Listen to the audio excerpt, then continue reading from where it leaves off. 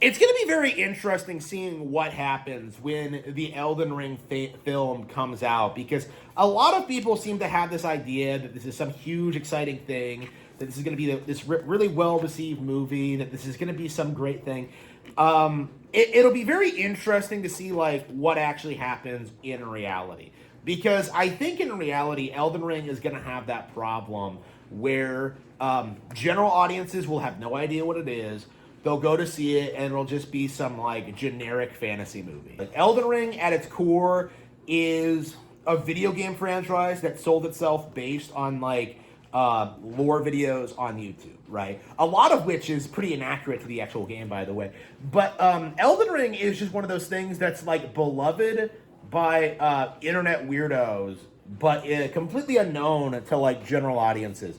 So again, when it's going up against the Legend of Zelda movie, like I feel like Elden Ring really doesn't have a shot, because Zelda has a way stronger brand. You know, it has way better people behind it. It has, it looks good. People are hyped for it. We've actually seen screenshots. We've actually seen like images from it.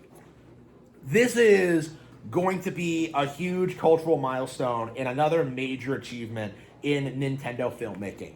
And Elden Ring, I feel like, was put into production just to continue this farce that, like, secretly Elden Ring is a way bigger brand than Zelda. That secretly Elden Ring is this, like, hugely successful, influential thing, and it's really, really not. People do this thing where they act as if sales numbers are the end-all, be-all when it comes to games. But, you know, The Witcher 3 sold, like, what, 50 million units? Like, what's the reality behind that?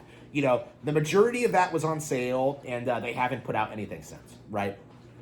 That's, like, the reality of it. Like, after The Witcher 3 came out and became a cultural phenomenon, like, CD Projekt Red immediately imploded. They immediately fell apart. And people still cannot bring themselves to admit that Cyberpunk 2077 was a failure, and that games like The Witcher 4 and The Witcher 4 remake, The Witcher 1 remake are going to be complete and total flops. They played it for a bit, called it the best game ever, because, you know, in a lot of cases, they don't play a ton of games. And then just kind of never really, like, processed, you know, what the actual competition was, or, like, what was actually coming out at the same time, or how this measures up with the far superior Legend of Zelda Breath of the Wild. Okay, because Breath of the Wild did come out, like, a couple of years later, but it was a way better game, it had way more content, it was way more creative, and it's left much more of an actual cultural impact on the landscape.